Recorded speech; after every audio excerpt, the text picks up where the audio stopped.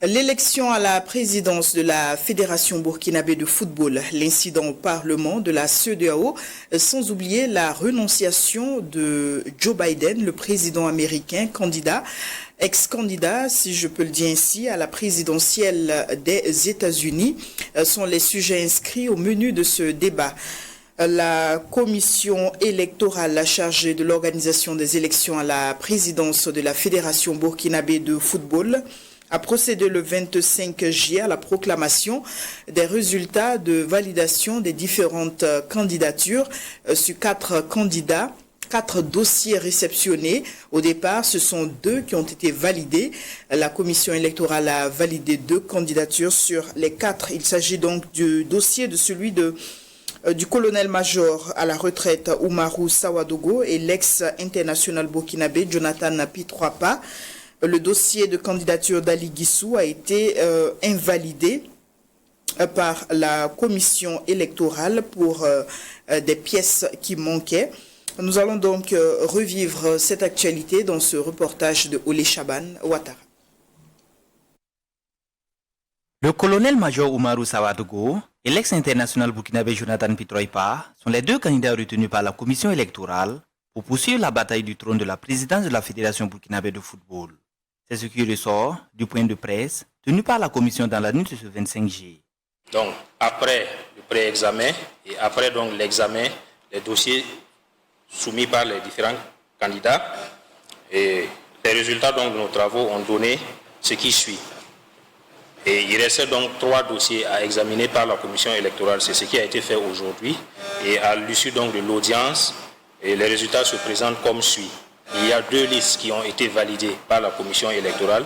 Il s'agit de la liste conduite par M. Sawadogo Oumarou et celle conduite par M. Jonathan Pitroapa. La candidature du président de l'AS Douanes Ali Guissou a été jugée irrecevable par les membres de la commission électorale. Selon le rapporteur de la commission, un candidat de la liste du lieutenant-colonel des douanes a acté le retrait de sa candidature.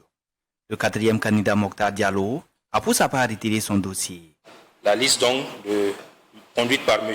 Guissou Ali a été déclarée donc irrecevable parce que incomplète, dans la mesure où le 24 juillet, à la clôture donc des compléments de dossier, un candidat de cette liste-là est venu donc par correspondance également acter le retrait donc de sa candidature. Voilà pour ce qui est donc des résultats de nos travaux et des décisions qui ont été prises. Et la liste provisoire donc de candidats sera donc affichée au siège de la Fédération burkinabé de football. Dans la même nuit, les proches du candidat Ali Guissou dans une vidéo amateur disent regretter cette décision et comptent faire recours les jours à venir. Selon eux, le retrait de la personne citée dans leur liste est dû aux menaces de ses supérieurs hiérarchiques. De notre entendement, puisque chacun n'est pas allé déposer son dossier, chacun ne peut pas aller soutirer son dossier. Mais depuis que nous avons déposé la liste, avant même qu'on ne proclame officiellement les listes de ceux qui sont membres, l'armée était au courant que le colonel-major est sur notre liste. Et depuis ce temps, le colonel-major ne dort pas. Il est agressé de toutes parts, de toute la hiérarchie de l'armée. On lui a donné un dernier ultimatum avant-hier d'aller retirer son dossier. L'élection du président de la SDF est prévue se tenir le 31 août 2024 à Ouagadougou. Aussi, selon la commission, les candidats insatisfaits des décisions ont 3 jours pour faire recours. Voici donc pour le sujet inscrit au plan national dans ce débat du 100% Info. Nous recevons sur ce plateau 2 invités, 2 journalistes pour mener les échanges. À ma droite, Lido Tierno, journaliste à Radio Pulsar. Bonsoir Lido. Oui, bonsoir Vanessa. On dit également bonsoir à Issouf Sidibé, journaliste à la lettre du Faso. Bonsoir Issouf. Bonsoir Vanessa. Alors, fidèles téléspectateurs, le décor il est ainsi campé. Alors, on vient donc de suivre ce résumé. Le candidat Mokhtar Diallo qui a décidé de retirer sa candidature. Ali Guissou, dont le dossier a été invalidé, vu que un des membres a décidé de retirer son soutien à ce dossier qui a été jugé finalement incomplet par la commission électorale. Lido Tierno, oui. Appréciation de cette actualité bouillonnante au niveau de la Fédération burkinabé de football. Oui, bon, c'est vrai que le regard que l'on peut jeter à travers les images qu'on voit, c'est plutôt un regard plein d'interrogations. Parce que tout simplement, vous vous rappelez que le président sortant... Déception aussi. Non, le président sortant, je pense, M. Lazare Bansé, avait dit simplement qu'il ne va pas se représenter parce qu'il y avait eu trop de problèmes autour de la fédération. Il y avait des divisions, entre autres. Effectivement, on a un peu suivi ce qui s'est passé de ce côté-là. Et effectivement, parce que, vous voyez, quand ce sont des listes, comment on appelle ça? C'est une liste qu'un individu conduit. Et dans cette liste, je pense qu'il y a 21 personnes, en quelque sorte. Quand on regarde le dossier pas le dossier, plutôt le mandat de Lazare Bansé, on se rend compte qu'il avait des problèmes avec des membres de la liste qui composait effectivement la liste qui lui a permis d'être le président de la Fédération burkinabé de football. Alors justement, il y a une question qui saute effectivement, qu'on peut se poser. Comment des gens peuvent être entre eux, former une liste et une fois qu'ils gèrent la Fédération burkinabé de football, ils n'arrivent pas à s'entendre. Alors donc là, je ne sais pas si c'est une question d'ego ou une question vraiment des textes. Parce que de toute façon, une structure comme la Fédération burkinabé de football fonctionne sur des textes et sont des textes qui régissent. Donc si on revient à ses propos où il disait qu'il ne sera pas candidat parce qu'il y a eu trop de divisions, donc il faut se mettre ensemble. Et qu'on voit aujourd'hui ce qui se passe juste pour le dépôt des candidatures, on se demande réellement quel est le vrai problème. Alors, après avoir écouté le soutien de Ali Guissou, l'autre question qui me vient en tête, quelles sont les règles qui régissent effectivement les textes de la Fédération burkinabé de football en matière d'élection?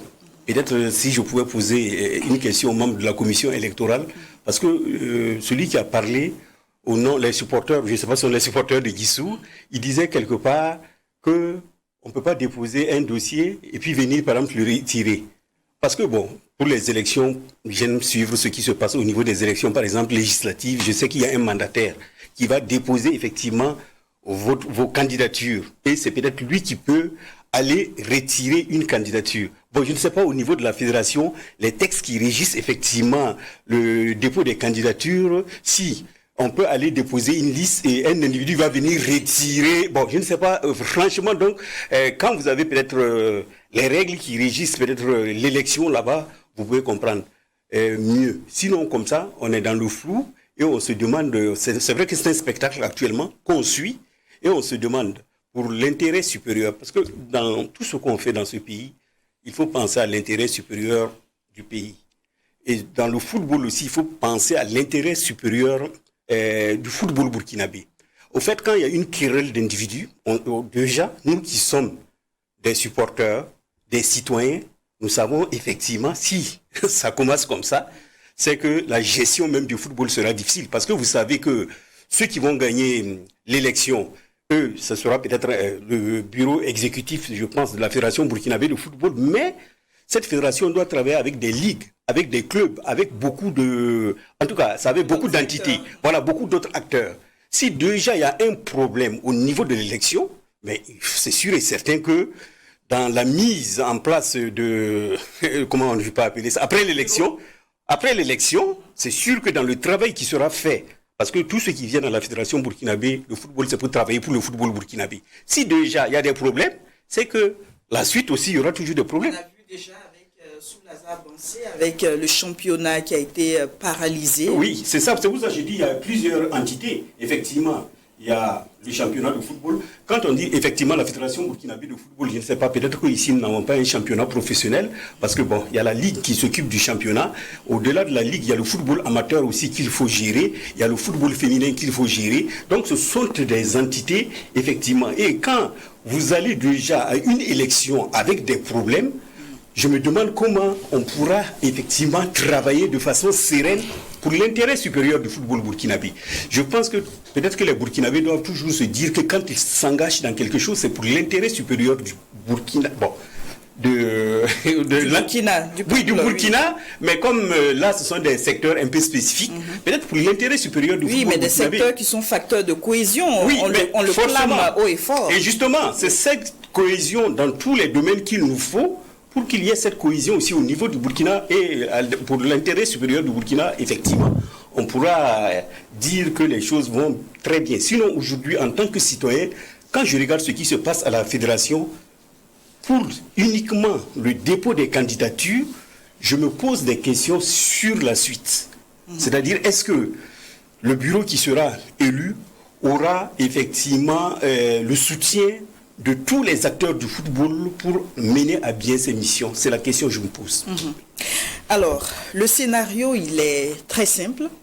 Dans le camp de Ali Guissou, la scène, le chemin qui est ainsi décliné est qu'il y a une sorte d'élection au forceps qui est sans doute en train de s'orchestrer. Alors, est-ce que vous, Sidibé, vous avez la même lecture? Élection au forceps, je n'en sais rien. Je ne peux pas répondre par l'affirmative de façon catégorique. Mais je me pose quand même quelques questions. Parce que, quoi qu'on dise, il y a toujours eu un enjeu autour de l'élection du président de la Fédération burkinabé. Ça ne date pas d'aujourd'hui, ça il faut le dire. Et moi, je me pose encore la question de savoir qu'est-ce qu'il y a même au niveau de la Fédération, au point que cela intéresse beaucoup d'acteurs. Peut-être des millions je ne sais pas s'il y a des millions à se faire remplir des poches là-bas, je n'en sais rien. Mais en tout cas, il faut se dire que l'élection du président de la fédération, quel que ce soit au Burkina Faso, ailleurs, ça a toujours été un enjeu de taille. Et pour les acteurs sportifs et pour les acteurs politiques. Au Burkina Faso, ça n'est encore pire. Parce que depuis longtemps, quoi qu'on dise, le pouvoir politique a toujours géré, en tout cas, a toujours piloté l'élection du président de la fédération burkinabé de football. Que ce soit sous Diakité, que ce soit sur Zambende, jusqu'à venir à Sita Sangaré, Lazare Bansé, il faut savoir que le politique a toujours eu une main mise sur l'élection du président de la fédération. Et voilà. Ce qui est contraire d'ailleurs au texte. Ce qui est contraire au texte, mais de façon souterraine, il ne s'affiche pas. Voilà, il travaille de façon souterraine. Mais cette fois-ci, moi, j'étais vraiment content de voir qu'au-delà des acteurs politiques, au-delà des acteurs militaires, il y avait quand même un engouement des acteurs sportifs autour de l'élection de la présidente de la Fédération burkinabé. Notamment, il y avait Raïm qui avait annoncé sa candidature, il y avait Pitrova, il y a même le douanier, par exemple. C'est la première fois, par exemple, que ces acteurs, par exemple, s'intéressent au sport. Donc, pour une fois, moi, je me disais que, bon, voilà, on ira vers une compétition saine et le meilleur qui va sortir de cette compétition-là va vraiment donner un nouveau souffle, un dynamisme au football burkinabé. Dommage que quelques jours, ça n'a même pas duré, quelques jours après, on voit que les candidatures sont en train de tomber une à une, jusqu'à ce qu'il reste seulement le colonel Pitropa et Ali Guissou. Donc, des candidatures qui tombent sous intimidation si... intimidation ou négociation... À la vidéo qui a été diffusée. Intimidation ou négociation, je n'en sais pas. Mais je sais seulement que quand même c'était des acteurs de taille qui devraient quand même se présenter et quand même cette compétition allait sortir quand même un acteur de football, quelqu'un qui aime réellement le football pour pouvoir insuffler un dynamisme. Parce que quoi qu'on dise, pour le meilleur du football burkinabé, il nous faut quand même quelqu'un qui s'y intéresse beaucoup, quelqu'un qui s'y connaît beaucoup. Parce que pour une fêtière chargée d'organiser des compétitions, si vous-même vous refusez des compétitions à vos seins, c'est qu'il y a un problème. C'est-à-dire que vous n'êtes même pas venu pour vraiment arranger le football burkinabé. Loin s'en faut. Vous êtes venu peut-être pour d'autres dessins inavoués et peut-être inavouables. Ce qui serait dommage. Parce que c'est comme ça là, Lazare Bansé est venu vraiment avec une équipe bien soudée, mais on a vu ce que ça donnait vers la fin. Et aujourd'hui, tout ce que vous allez faire, ça va vous rattraper. Supposons même que Ali Guissou passe, il ne pourra pas gérer jusqu'à la fin parce que tôt ou tard, les intrigues qui ont été opérées pour l'amener à occuper la présidence vont le rattraper tôt ou tard. Parce que quoi qu'on dise, tant que tu n'acquiers pas quelque chose de façon honnête, de façon digne, c'est pas évident que cette chose-là puisse te servir. Ça, c'est évident. Voilà. Alors, on apprend qu'un recours va être déposé si cela n'est pas le cas. Alors, est-ce que ce recours a des chances d'aboutir? Non, bon, là, je ne peux pas répondre par l'affirmative, mais c'est que s'il y a recours, c'est que ces acteurs ont pensé effectivement qu'ils peuvent défendre leurs droits auprès d'une juridiction. Et si ils le pensent, c'est que peut-être que eux, ils connaissent mieux les textes, peut-être de la Fédération burkinabé de football, les textes relatifs à l'élection. Et sûrement, s'ils ont le courage d'aller en justice, c'est qu'ils s'appuient sur quelque chose. Donc, et vous, Ludo Thierno, quelle est votre conception du football? Non, mais je suis un peu étonné. Vous savez que quand on regarde le Comité national olympique, je pense qu'on doit au moins avoir une trentaine de fédérations. Au temps où je m'intéressais au football en tant que journaliste sportif, voilà, c'était une question très intéressante. Et le sport d'ailleurs, voilà, peut-être la raison d'ailleurs pour laquelle j'ai quitté ce domaine, parce que c'était un peu compliqué, très compliqué. Quand je voyais ce qui se passait, c'est... Oui, il y a beaucoup d'enjeux dans le football, même au niveau même des journalistes sportifs. Hein. J'étais étonné que les journalistes sportifs puissent avoir des camps dans le domaine du football, parce qu'on soutient un tel, on soutient l'autre. Quand il y a une sortie, c'est vrai, on a eu la chance de faire des sorties avec les étalons, que ce soit les étalons seniors, cadets et juniors. Mais toutes ces sorties, ce sont des invitations qui avaient été envoyées à mon organe de presse et en tant que joueur, je suis parti. Mais je me suis rendu compte que dans ce milieu, des journalistes allaient voir un ministre pour pouvoir voyager avec une équipe, soit les étalons. J'étais étonné quand même. Comment on peut aller voir un ministre et être indépendant? Si au moins le ministère t'invite, l'organe de presse, l'organe te désigne, là tu travailles de façon indépendante. Là tu es venu pour un travail puis c'est fini. Oui, et finalement, bon, c'est vrai, les journalistes sportifs, comme je l'ai dit, la JB de mon ami Jérôme Kendrevego, c'est vrai qu'ils sont très bien organisés au niveau, en tout cas, des journalistes sportifs. Mais moi, je suis étonné de la prise de position de certains journalistes sportifs. Et vous allez voir dans cette crise actuellement, vous allez voir des prises de position, alors que le journaliste doit se mettre au-dessus de la mêlée pour essayer d'analyser les choses de façon simple et correcte. Mais si vous prenez position, vous ne pouvez plus analyser les choses parce que vous devez... Objectif. Parce que les citoyens qui vous écoutent, qui vous regardent, veulent que vous leur donnez la bonne information. Mais si vous prenez position, c'est bizarre. Je ne sais pas pourquoi le football est comme ça. Je ne sais pas. Les journalistes sportifs, je l'ai dit, je suis journaliste et je l'ai dit. Ce sont des confrères. Moi, les pratiques qui étaient dans ce milieu, moi, ça me posait un peu de petits problèmes. Et aujourd'hui, quand je regarde aussi les acteurs, comme vous l'avez dit, il n'y a pas cette fédération où les choses se sont passées de façon tranquille. Que ce soit sous Sita Sangaré, il y avait des soucis. Avant Sita Sangaré, je ne sais même pas qui était le président de la fédération burkinabé de foot.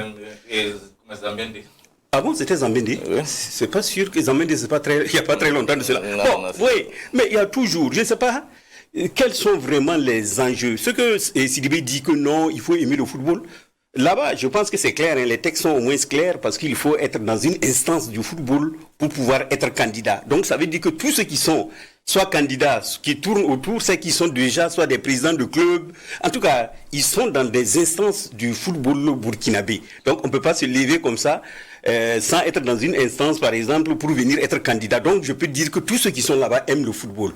Mais au-delà de l'amour qu'ils ont pour le football, qu'ils sachent qu'on a écrit FBF, Fédération burkinabé de football. Donc quand vous venez dans ce domaine-là, vous devez d'abord regarder l'intérêt supérieur du Burkina dans le domaine du football. Mais si vous venez pour vos propres intérêts, et là, ça devient compliqué. Et je pense que ces batailles, ces bagarres d'ego, ces petits problèmes qui tournent autour du football nuisent à notre football. Celui qui est honnête aujourd'hui, qui va faire une analyse du football burkinabé, nous régressons, nous ne progressons pas. Le football, si je prends même au niveau de l'élite, que ce soit notre équipe nationale et autres, quand on regarde effectivement les résultats, je ne pense pas que nous soyons dans l'ambiance que nous avions dans les années 2013. avec les étalons. On a l'impression que nous régressons. Et si nous régressons aussi, forcément, il faut que les responsables qui sont au niveau de la Fédération burkinabé de football aussi comprennent peut-être qu'ils ont une part de responsabilité dans ce qui se passe. Voilà. En tout cas, c'est une actualité qu'on suit de très près, afin donc d'avoir le fin mot de ce dossier. Alors, on poursuit. Je voulais un peu revenir sur le côté judiciaire que vous avez soulevé tout récemment. Moi, je pense quand même que même les derniers fins limiers pourraient trancher cette affaire. Quoi qu'on dise, parce que moi, je me dis quand même que cette affaire est en faveur de Guissou, si vraiment on doit dire le droit.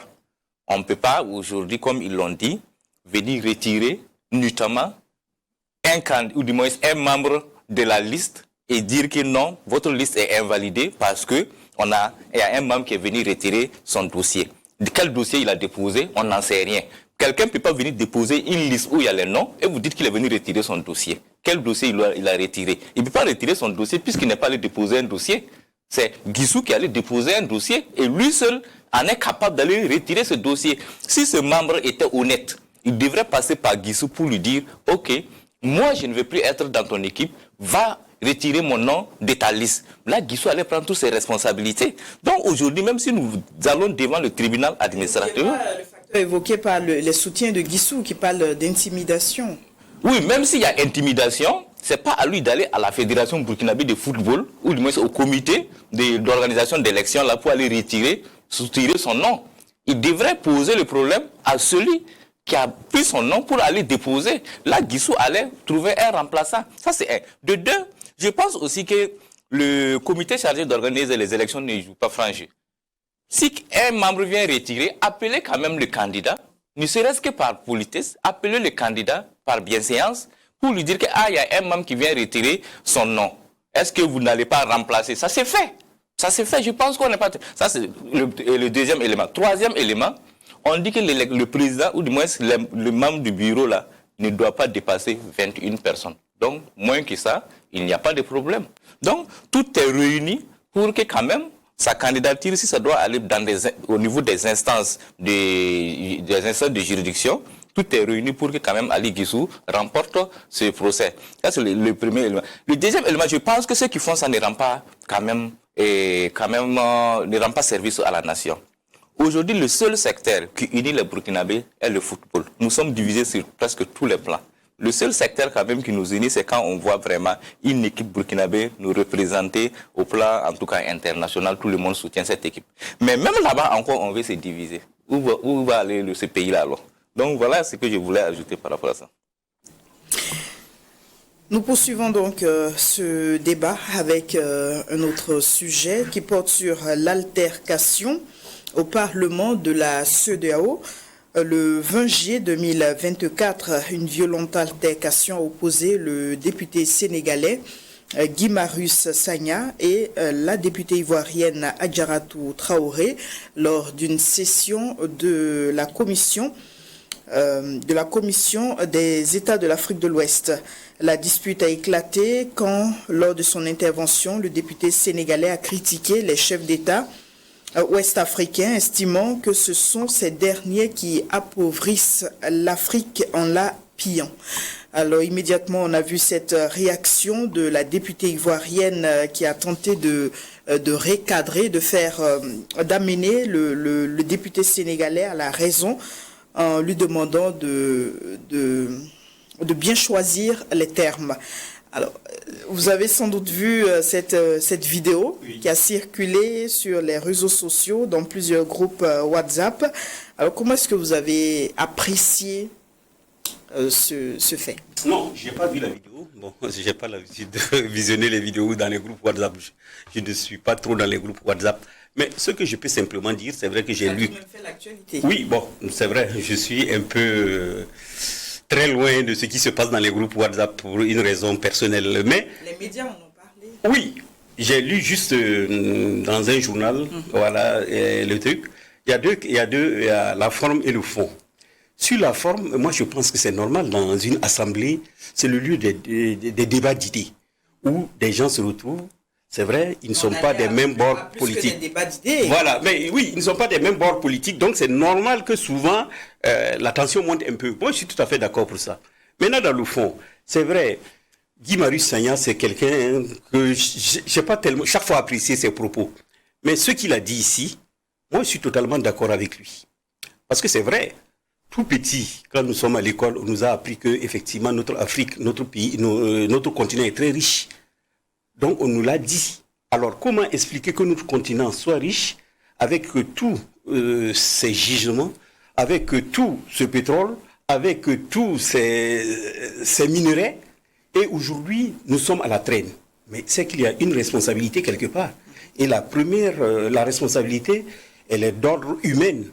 Et généralement, ce sont les présidents. Quand vous venez, vous devez gérer un pays, vous venez avec une vision. Dans tous les domaines, notamment. Donc, si aujourd'hui, vous êtes dans un pays, vous ne faites pas progresser le pays, et aujourd'hui, on dit oui, le continent africain est pauvre, nous continuons à tendre la main. Je vais vous donner simplement 3-4 petits exemples sur des chefs d'État. Le premier chef d'État, il est décédé en 1986, je pense bien.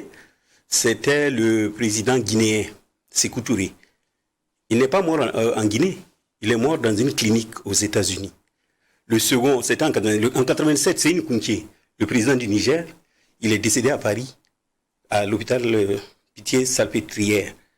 Et il y a eu après lui Omar Bongo, qui est décédé dans une clinique en Espagne. Après Omar Bongo, il y a encore, je peux citer, Iyadema, on l'évacue en Europe, il est mort dans un avion en allant en Europe. Donc, et après lui, il y a l'ancien président de l'Angola, Eduardo dos Santos, qui est décédé dans une clinique espagnole. Alors, ce que j'ai cité, quand on prend le Niger, nous on a connu le Niger à travers l'uranium et autres. C'est vrai, ceux qui ont connu le Niger dans les années, il y a très longtemps, c'est vrai, on nous parlait de la compagnie minière d'Akuta, la Cominac et autres là. Donc ça veut dire que c'était un pays qui avait une richesse, le Niger, et qu'il a toujours cette richesse. Quand on prend le Gabon, ils ont le pétrole. Quand on prend l'Angola, ils ont le pétrole. Quand on prend l'autre pays, le Togo, on l'appelait la Suisse de l'Afrique. Alors justement, ces pays qui sont matériellement, c'est-à-dire dotés, comment expliquer qu'on n'arrive même pas à faire une clinique où peut se soigner le chef de l'État? Il faut aller mourir en Europe. Alors, vous voyez donc, déjà, on comprend qu'il y a un problème. Le Gabon a des ressources. L'Angola a des ressources. Et ce sont dans des cliniques, leurs présidents vont mourir. Alors, comprenez qu'il y a un problème. Je me demande si déjà un président d'un pays occidental est venu mourir dans une clinique en Afrique. On dira non. Parce que tout simplement, il se dit que la clinique qu'il veut, peut-être elle se trouve dans son pays. Pourquoi, par exemple, un président comme Omar Bongo n'a pas pu créer au Gabon une clinique où tous les Gabonais vont se soigner, ils n'ont pas besoin d'être évacués? C'est en Afrique, ici, on parle moindre mal, le président, il faut l'évacuer dans un pays occidental. Alors, à quoi vous servent? Donc, nous ne sommes pas pauvres, nous sommes riches, mais on a été appauvris par nos dirigeants qui étaient en connexion avec peut-être des pays occidentaux qui ont fait un travail et on a négligé tout ce qu'on devait faire. Quand on prend nos universités, quand on prend nos hôpitaux, mais les présidents, leurs enfants ne vont jamais dans ces hôpitaux, ils ne vont jamais dans ces universités parce que tout simplement ils se disent que ce n'est pas à la hauteur de leurs attentes. Mais à quoi te sert d'être un président dans un pays et tu ne peux pas travailler à développer ton pays? Moindre truc, il faut courir, aller te cacher dans un pays. Donc sur ce plan, je soutiens les propos de Guy Marius Sagna. Ça, je soutiens totalement ses propos. Donc la réaction de la députée ivoirienne était injustifiée? Oui, elle est injustifiée. C'est vrai, un président, c'est l'autorité qui représente, c'est-à-dire que ce n'est plus une personne simple comme nous, c'est une autre personne. Donc quand vous parlez d'un président, vous parlez d'un pays. Mais ici, je ne pense pas qu'il s'est focalisé sur un président, mais il a pris, en quelque sorte, il a pris quelque chose de général. Voilà, c'est comme si aujourd'hui j'ai dit, les fonctionnaires burkinabés sont paresseux, ils ne viennent pas à 7h30 au job.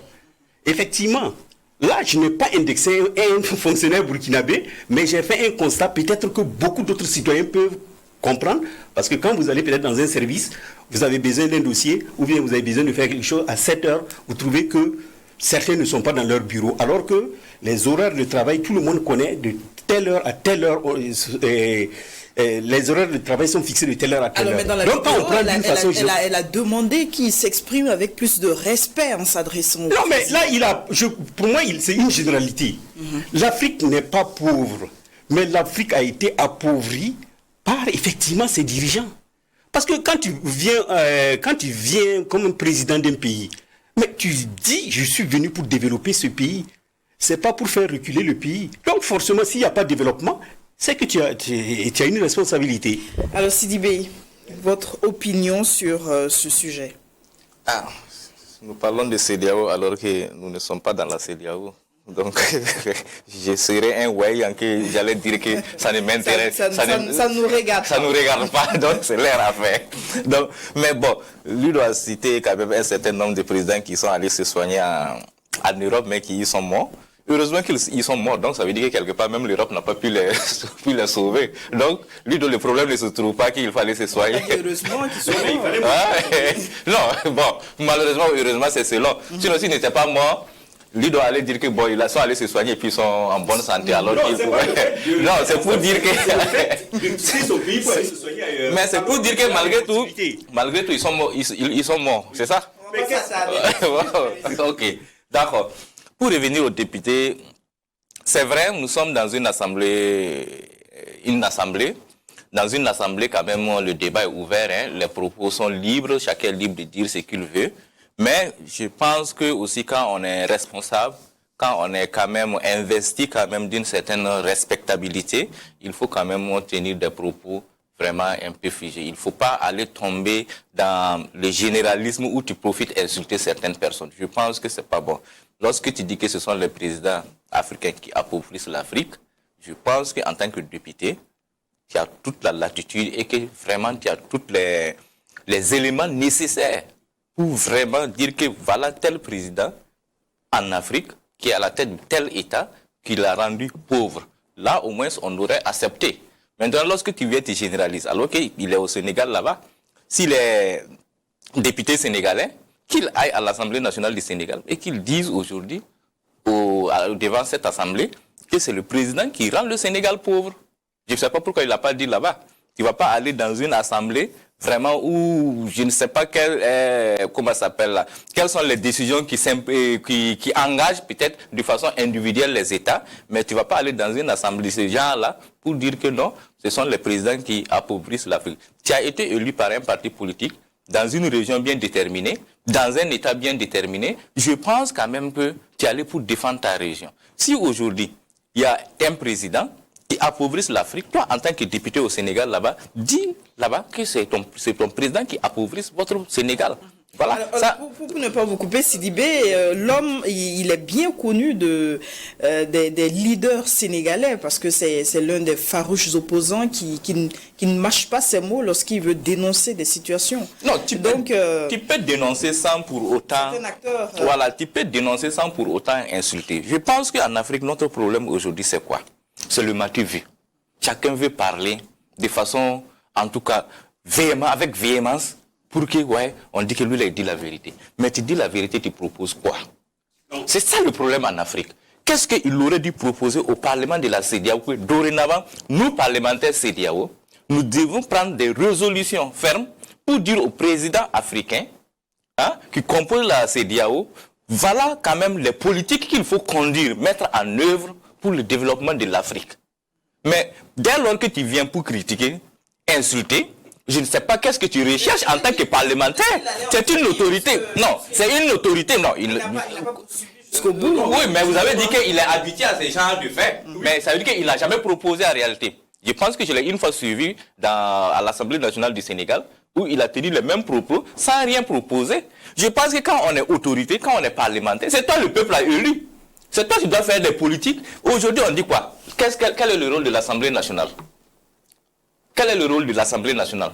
C'est de l'Assemblée nationale qui doit sortir les vraies actions politiques. Mais si vous-même, à l'Assemblée nationale, vous ne faites pas ça, vous passez le temps à critiquer, maintenant vous voulez que les citoyens lambda, que nous sommes là, on fasse quoi maintenant? Donc c'est la question que moi je me pose. Oui, voilà. Je veux juste dire à M. Sidibé de remettre les choses dans leur contexte. parce qu'il répondait à une personne qui, dans un discours, parlait de l'Afrique qui est pauvre. Il a dit non, l'Afrique n'est pas pauvre. Effectivement, si vous posez à un chef d'État une question, vous posez à un simple citoyen la même question, est-ce que l'Afrique est pauvre? On dira non, l'Afrique n'est pas pauvre, nous avons des richesses. Maintenant, peut-être c'est la gouvernance qui pose problème. Nous avons, en tout cas, tous ces pays, on vous cite là. Mais quand on parle de la Guinée, on dit que c'est un scandale géologique. Bon, en quelque sorte. Vous voyez, donc la Guinée a presque tout dans son sous-sol. Mais voyez l'état de ce pays. Alors, justement, quel est le problème en Guinée? C'est une question de gouvernance.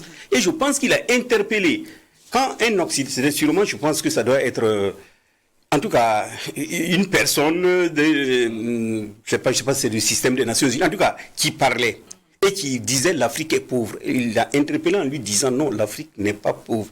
L'Afrique a été appauvrie. Bon, par vous, et sûrement en complicité avec les dirigeants africains. Et là, je pense que quand on remet la chose dans son contexte, il a parfaitement raison. Moi, je serai toujours d'accord avec lui. On ne me dira jamais que l'Afrique est pauvre. L'Afrique n'est pas pauvre, nous avons des richesses. Maintenant, si on a un problème de gouvernance, c'est dû aux dirigeants qu'on a qui n'ont pas peut-être la vision. Bon, celui qui vient, peut-être qu'il se dit, je suis venu juste pour moi, mes intérêts, pas les intérêts de mon pays. Et là, c'est difficile. Si vous n'avez aucune vision, comme on le dit, le pouvoir d'État, là, on le conquiert avec une vision qu'on met en œuvre. Mais si on n'a rien, là, c'est difficile.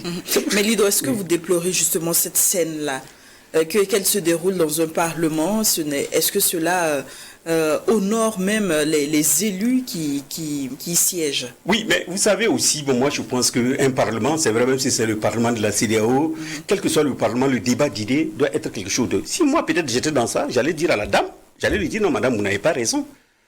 Parce que ce qu'il a donné, il a fait un constat. Et justement, il a cette liberté d'exprimer son contre-chose, même si vous êtes la vice-présidente ou quelque chose. Mais moi, je ne vois pas où il a insulté un président. Il n'a pas dit tel président a fait ça. Non. C'est un constat général au niveau de l'Afrique. Oui, mais puis l'Afrique. Mais attendez. Ça, combien de personnes non, attendez, combien de présidents ont été, ou bien pas des présidents eux-mêmes, pour les biens mal acquis, par exemple, en France? Prenons le cas. Les biens mal acquis, ce n'est pas des simples citoyens qu'on juge. Ce sont généralement des gens qui gèrent le pays, qui puisent l'argent de ce pays, qui vont mettre dans ces pays occidentaux. Et c'est eux qui applaudissent l'Afrique. Donc moi, je pense que ce que le député Guy Sagna a dit, moi, je suis parfaitement d'accord avec lui. Et demain, tout celui qui me pose la question, mon continent, l'Afrique, n'est pas pauvre. On cite tous les pays, vous allez voir des ressources. Peut-être qu'il y a des pays occidentaux qui n'ont pas nos ressources. Mais comme ils ont une intelligence à travers la gouvernance qu'ils ont, ils nous pillent sans problème et en complicité avec nous, nos propres dirigeants. Je pense que ça, c'est pas quelque chose d'inventé, c'est une réalité. Alors, on va aborder le troisième sujet de cette émission qui porte sur l'actualité aux États-Unis. L'annonce est tombée le 21 juillet 2024. L'actuel président des États-Unis, candidat pour un deuxième mandat, a décidé de se retirer de la course et de soutenir sa vice-présidente Kamala Harris. Âgé de 81 ans, le président Joe Biden a justifié son choix en ces termes, je le cite: « Je considère qu'il est dans le meilleur intérêt de mon parti et du peuple que je me retire et je me concentre uniquement sur l'accomplissement de mes devoirs comme président jusqu'à la fin de mon mandat ». Fin de citation. Alors, Sidibé, est-ce que vous estimez que ce choix il est judicieux pour le parti Les Démocrates?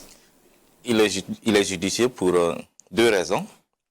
La première raison est qu'il prend de l'âge. Je pense que c'est vrai qu'à 81 ans, il pouvait encore rebeloter s'il était Paul Biya ou Alassane Dramane Ouattara. Mais bon, mais je pense quand même que c'était judicieux pour lui de se retirer. Ça, c'est un. De deux, c'était pas évident aussi qu'il fasse du poids face à Donald Trump. Et la campagne allait être très rude. Et je pense que le meilleur choix pour les démocrates, c'était qu'il ne soit pas candidat. Voilà. Donc, je pense que son choix est judicieux. Alors, nous allons nous replonger dans cette actualité et revenir sur ce plateau pour la suite du débat. De 2024, Joe Biden a été poussé vers la sortie par les membres de son parti. Il a finalement renoncé à se présenter au scrutin. La décision, annoncée moins de 4 mois avant l'élection, plonge les États-Unis dans l'incertitude. Pour autant, ce n'est pas totalement une surprise. Depuis plusieurs semaines, le président était appelé par une partie de son camp à retirer sa candidature avant la Convention nationale en août, lors de laquelle il devait être formellement investi. L'une des raisons est son âge qui n'a cessé d'être critiqué. Lorsqu'il a été investi en janvier 2021, Joe Biden était déjà à 78 ans, le plus vieux président américain en fonction. 3 ans et demi plus tard, la candidature de l'octogénaire n'a cessé d'être critiquée. Les premiers à faire ce reproche aux démocrates, ses adversaires républicains, qui n'ont cessé d'affirmer que le président sortant n'était pas apte à effectuer un deuxième mandat. Outre les républicains, les médias américains n'ont pas manqué de scruter les faits et gestes de Joe Biden, relevant ces derniers mois ses nombreux lapsus. Début juillet, lors d'un sommet de l'OTAN, le démocrate a été épinglé pour avoir annoncé par erreur le président Poutine au moment d'accueillir son homologue ukrainien Volodymyr Zelensky. Ainsi, plusieurs responsables démocrates ont évoqué en interne la possibilité que le président renonce à se présenter, révélait le Washington Post le 30 juin. Après 3 semaines de résistance, Joe Biden a fini par céder. Désormais, il reste 1 mois à son camp pour organiser la désignation d'un nouveau candidat qui sera investi lors de la Convention nationale démocrate du 19 au 22 août à Chicago. Joe Biden lui a déjà donné sa préférence, sa vice-présidente Kamala Harris. Cette décision de soutenir Kamala Harris donne à cette dernière, déjà première femme et première personne noire au poste de vice-présidente, une nouvelle occasion d'entrer dans l'histoire. Elle a reçu le soutien de dizaines de démocrates après l'annonce de sa candidature, dont le gouverneur de Californie et le gouverneur de Pennsylvanie. Elle n'a toutefois pas encore reçu le soutien de Barack Obama. Dans un communiqué, l'ex-président estime qu'après le retrait de Joe Biden, les démocrates vont naviguer en terrain inconnu dans les jours à venir. Alors, il faut préciser que le soutien de l'ancien président Barack Obama est désormais un acquis. Il a décidé de soutenir Kamala Harris.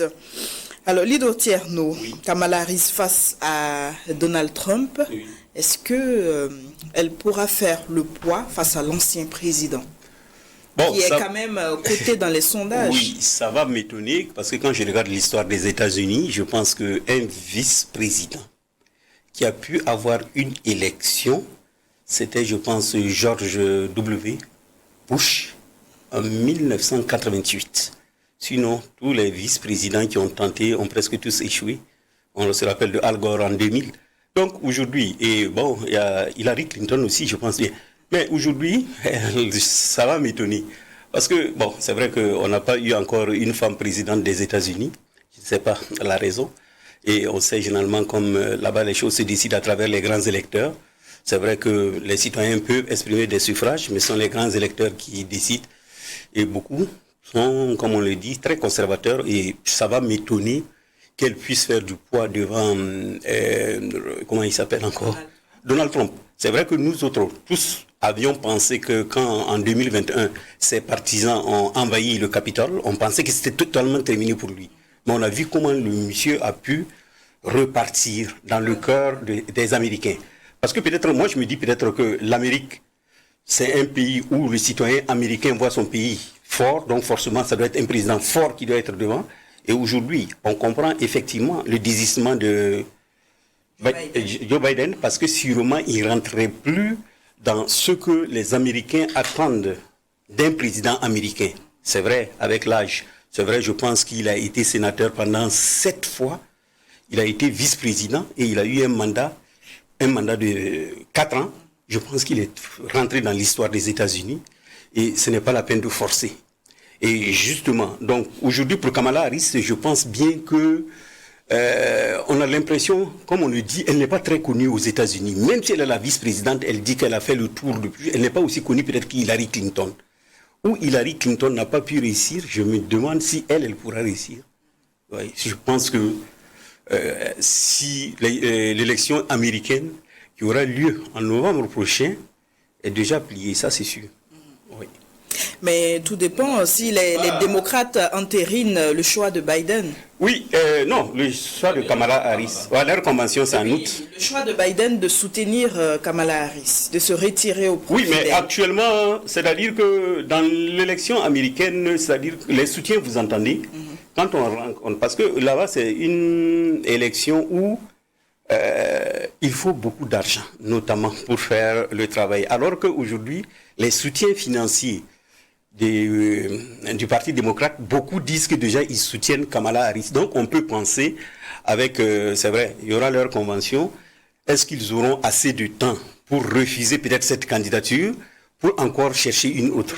Voilà, peut-être c'est ça. Je pense que la particularité de cette élection est que il n'y a pas eu les primaires comme ça en tant que tel. Que ce soit au niveau des républicains, que ce soit au niveau des démocrates. Les se sont passés au mois de mars, mais ils ont gagné des victoires. Oui, ça n'a pas été comme de par le passé où c'était vraiment levé. Et chez les démocrates, je pense quand même que aujourd'hui le choix de Kamala Harris est entériné. Hein. Il reste seulement la convention peut-être pour décider. Mais là où je ne suis pas d'accord avec Ludo Tierno, oui. Pour quand même quelqu'un qui a été vice-président des États-Unis, c'est pas quand même c'est pas un personnage inconnu.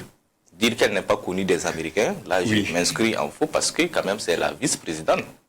Et qui connaît quand même le rôle du vice-président en Amérique, c'est quand même que c'est une personnalité aussi. Non, elle était très cachée. Hein. Voilà, en tout cas c'est une grande personnalité. Ça, on ne discute pas là-dessus.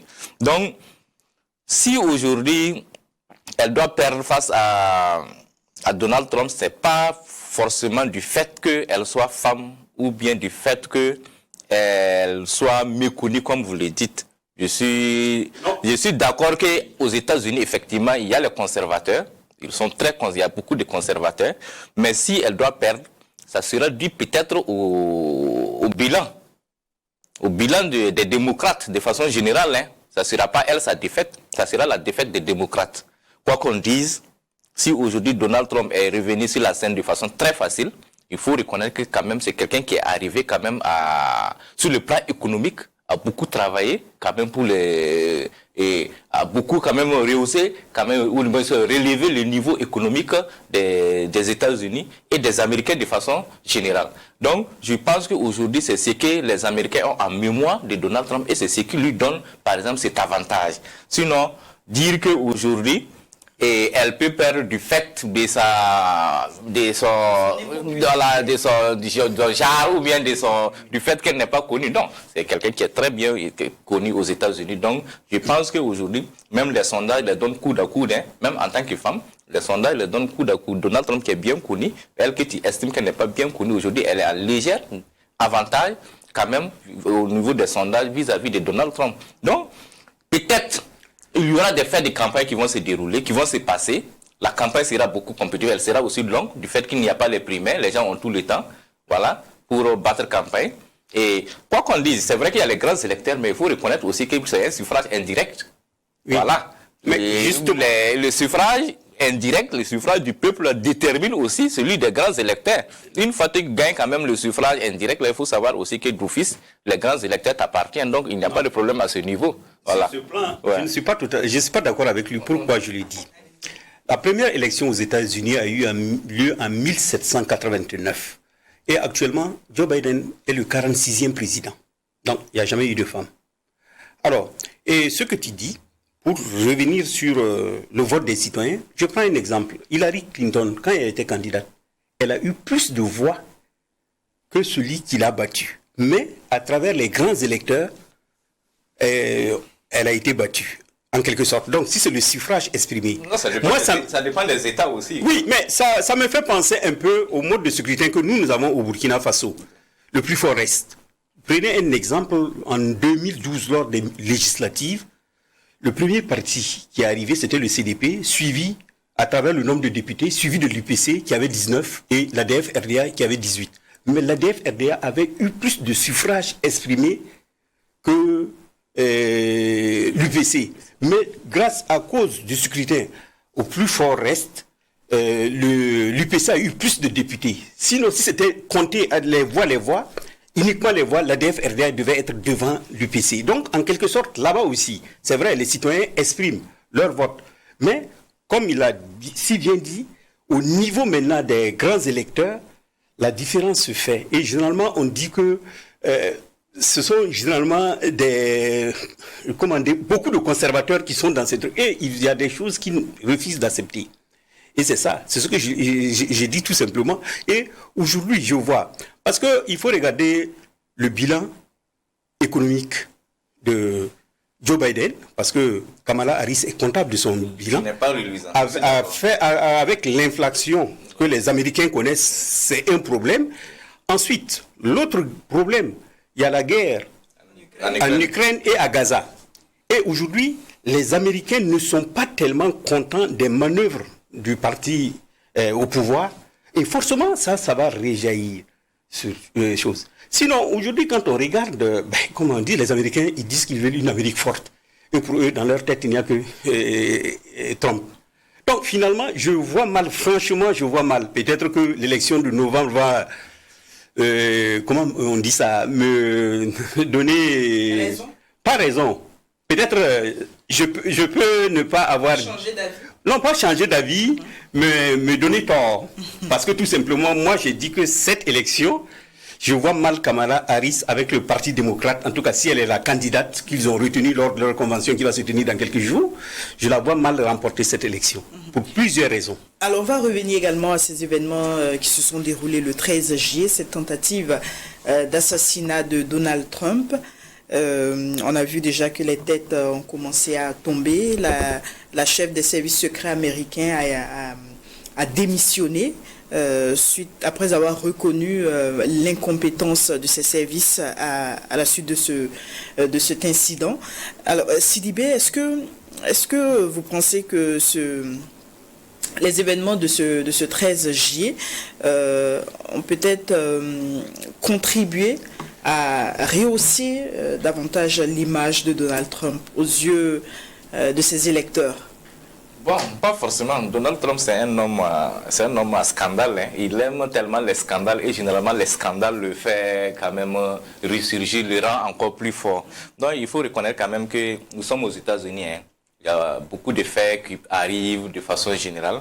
Et Donald Trump lui-même n'est pas coutumier de ces genres de faits. Mais c'est vraiment dommage.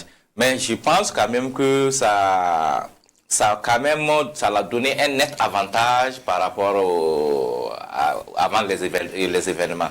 Donc je pense quand même que c'est un événement qu'il ne faut pas bien sûr louer, mais quand même quoi qu'on dise, ça a permis de le mettre sous scellé. Mais certains même vont juste insinuer pour dire est-ce que lui-même il n'est pas derrière cet événement. Pour moi, je ne le pense pas. C'est vrai que personne n'est... Parce que la balle aurait pu ne pas le rater aussi. Hein. Voilà, ça aurait pu le tuer. Donc, je ne pense pas. Oui.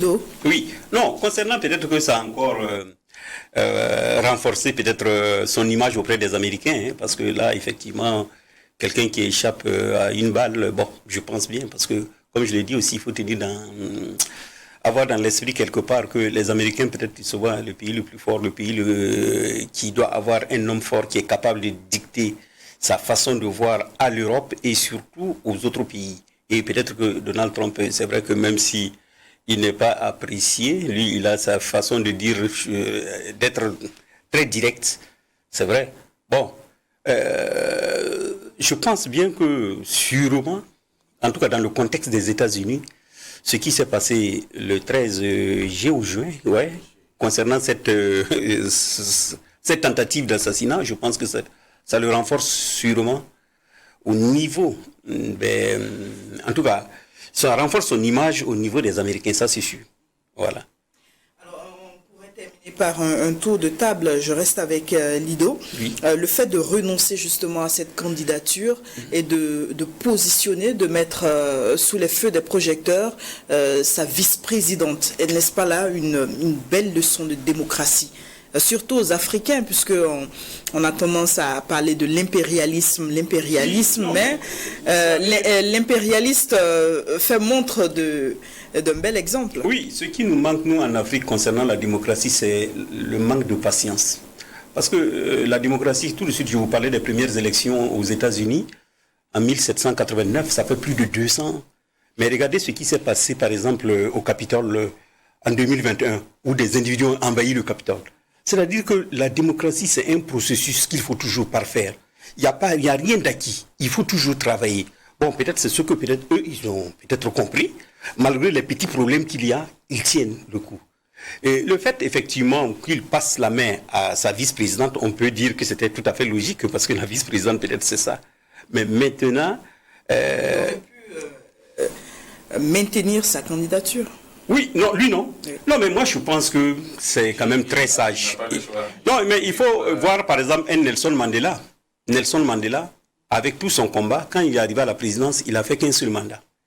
Et je pense d'ailleurs que le mandat, vous savez que aux États-Unis, c'est à partir de 1947, on a limité le nombre de mandats. Ça, c'était, je pense, le 12e ou le 22e amendement. Mais en ce temps, George Washington avait dit qu'un président, par exemple, ne peut pas faire plus de 2 mandats. Donc, quand tu fais 2 mandats, c'est bon, et puis c'est bon. Mais en Afrique, on va voir des présidents qui font 30 ans, 40 ans au pouvoir. Mais qu'est-ce que tu recherches? Honnêtement, il y a des moments dans la vie, il faut prendre sa retraite, au moins pour profiter de la vie avant de quitter ce monde, je pense. Donc, aujourd'hui, pour Joe Biden, voir quelqu'un comme ça qui confond Poutine au président ukrainien, bon, ça pose problème. Et je pense que vraiment, ça ne sera pas une fierté pour les Américains qui se veulent... Voilà, le poids de l'âge. Voilà, on ne peut pas faire face au poids de l'âge. Donc, il faut accepter aussi que l'homme a ses limites et à un moment donné, il faut arrêter. Et c'est ce que j'ai dit. Il a été sénateur pendant 7 mandats. Il a été vice-président. Il a été président des États-Unis. Donc, il a eu un parcours que peut-être beaucoup envient. C'est bon de s'arrêter là et profiter maintenant des derniers moments qui lui restent pour bien vivre aussi. Et puis voilà, je me dis que c'est ça. Même en politique, il faut savoir aussi prendre sa retraite. Sidibé? Bon, c'est comme vous l'avez dit, hein, moi je pense qu'il n'avait pas le choix. Je pense qu'il n'avait pas le choix, il était déjà perdant. Et quoi qu'on dise, c'est une belle leçon de démocratie. Les États-Unis, ce sont les États-Unis. Hein. Là-bas, on ne s'amuse pas avec la démocratie. Quoi que disent certains au Burkina Faso que la démocratie n'est pas une bonne chose, je pense que les États-Unis, les Américains s'y trouvent ici. Vraiment, on voit le renouvellement de la classe de façon permanente. Et moi, ce que je vois aussi, c'est pas... ce qui me rend un peu triste au niveau des Américains, c'est que je ne vois pas les jeunes généralement occuper les avant-postes au niveau des partis démocrates et républicains. Quand tu vois un candidat, c'est qu'il est la cinquantaine passée. Bon, je n'ai jamais vu quand même, à part Barack quand même, qui est venu un peu plus jeune.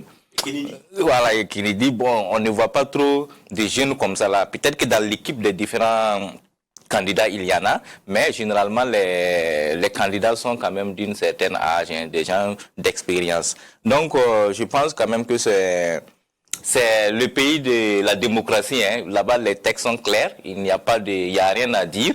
Il n'y a pas quelqu'un qui va tripatuer une constitution. Puis c'est pas possible. Donc, je pense qu'il n'y a rien à dire. On a vu la démocratie américaine. Tout court. Merci à vous deux. Merci à Lido Tierno. Merci à Issouf Sidibé.